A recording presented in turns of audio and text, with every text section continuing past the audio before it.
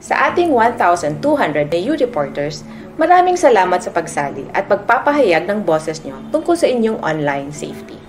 Dahil sa inyo, mas napaigting ang boses ng kabataan patungkol sa isyu ng OSAIC at ano ang mga kinakailangang hakbang upang masuportahan ng mga kabataan na ma-increase ang kanilang protective behavior online. Mas magiging klaro kung gaano kaimportante na palakasin pa ang ating awareness, support systems at strategies para mas marami pang kabataan ang lumapit at mag-report ng online abuse sa tamang agencies. Rest assured na kayo'y napakinggan. Because you spoke up, mas magiging effective at comprehensive ang ginagawa naming mga hakbang na nakapaloob sa multi-year strategic plan to address OSAIC and CSAM.